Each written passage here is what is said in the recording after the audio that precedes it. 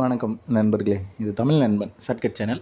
நம்ம பார்க்க போகிறது மெட்ராஸ் ஹைகோர்ட் சம்மந்தமான ஒரு சின்ன தகவல் தான். என்ன அப்படின்னு பார்த்தீங்கன்னா, இப்போ ரிசல்ட்டை வந்து பப்ளிஷ் பண்ணியிருந்தாங்க. ஸோ ரிசல்ட்டில் நிறைய பேரோட பெயர் வரலை. எனக்கு வந்து செலெக்ஷன் மார்க் வந்து ஹையாக வாங்கியிருந்தேன், பட் என்னோடய பெயர் வந்து அதில் வரலை, இடம்பெறலை அப்படின்ற மாதிரி சொல்லியிருந்தீங்க.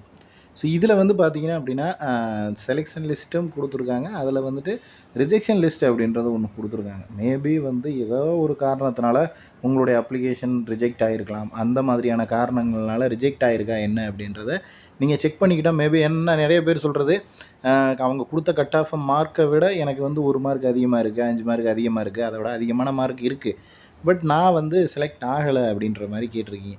ஸோ அது செலக்ட் ஆகாததுக்கு தனியாக இங்கே அப்படியே வெப்சைட்டில் வந்து பார்த்தீங்கனாலே தெரியும். கீழே ஸ்க்ரோல் பண்ணிட்டு வந்தீங்கன்னா ஃபஸ்ட்டு கொடுத்துருக்கிறது வந்துட்டு வேட்பாளர், அதாவது தேர்வு செய்யப்பட்ட வேட்பாளர் பட்டியல் அப்படின்றது, தேர்வு செய்யப்பட்டவர்களோட பட்டியல். அடுத்து வந்து 2வது பார்த்தீங்க அப்படின்னா கட் ஆஃப் மதிப்பெண்கள். இது எக்ஸாமினர் ரீடர் பெய்லீஃப்க்கு செலெக்ஷன் லிஸ்ட்டு, இது எக்ஸாமினர் ரீடர் பெய்லீஃப்க்கு கட் ஆஃப் மார்க்கு. அடுத்தது வந்து இருக்கிறது ஓட்டுநர் பதவிக்கான வேட்பாளர் பட்டியல், அது வந்து செலக்ட் ஆனவங்க லிஸ்ட்டு. அடுத்து 2வதாக இருக்கிறது ஓட்டுநருக்கான கட் ஆஃப் மார்க்கு. இது 4யுமே தாண்டினதுக்கப்புறம் 5வதாக ஒரு காலம் கொடுத்துருக்காங்க பாருங்கள், அதாவது நிராகரிப்பு பட்டியல் அப்படின்னு ஒன்று கொடுத்துருக்காங்களா.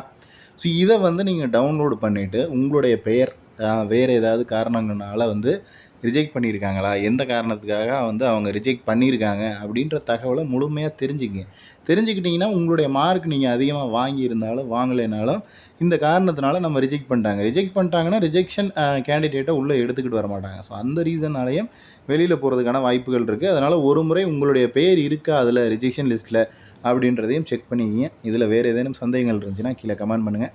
நெக்ஸ்ட் அடுத்த வீடியோவில் பார்க்கலாம். தேங்க்யூ.